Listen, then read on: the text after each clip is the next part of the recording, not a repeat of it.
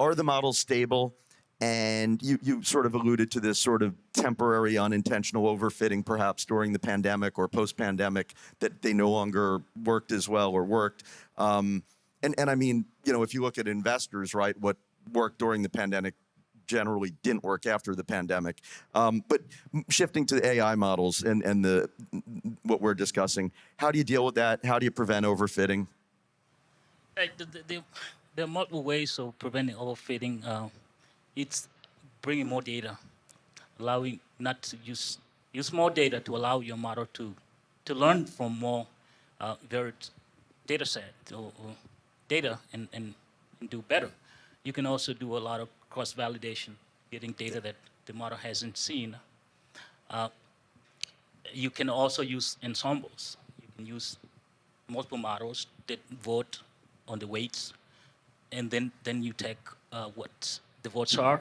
So those are multiple ways, but I want to take it in a different direction. I think one of the pitfalls of AI today is how the industry looks at AI. Industry looks at AI, like you indicated, as something that is going to displace the human. And when I see AI, I see augmented intelligence and not artificial intelligence. This is where you bring the best of human and the best of technology, put them together. Then you push the production possibility frontier. Technology can only do so much. So being able to find what technology does so well and what some of the most specialized people do so well and put them together, make them friends, work together, that will make 1 + 1 add up to 3 as opposed to adding up to 2 or less if they work individually.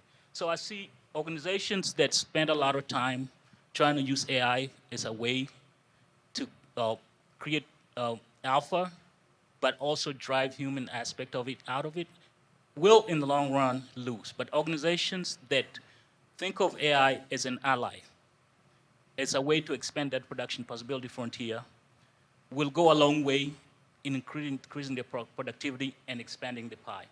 And I'm saying this because, I don't want to see AI 5-7 years from now, it has failed in a large way because of the way we approach it. So that's one pitfall that industry leaders should be thinking about. Thanks. To sort of wrap up the panel, because I think we have maybe a minute or so left. If each of you, is there anything you'd like to mention that maybe we thought we'd have time to discuss or you didn't, or that you'd like to impress upon the audience? Anyone like to start that? Yeah, Ruben. I think one interesting thing we didn't talk much about is this idea that large language models, they can write code. Not only can they write code, you can have agents that execute that code. Not only can they do that, they can potentially improve on the code that they are writing, right? So you can write a code improver where the large language model is actually improving on the code improver itself, right? So there is this idea that large language models potentially could be sort of self-teaching, right, and self-evolving. So, there are some people that are like, this is going to be the end of mankind. There are other people like, this is totally overblown. I think over the last probably couple of months, I've started to appreciate that there's something there in terms of, this ability to code and execute code and rewrite the code and learn from, experience to improve its own sort of capabilities. I think it's sort of both super interesting and also a little scary. Thanks. Daniel, just very brief, because we have, I think, less than a minute. Sure, I'll be quick.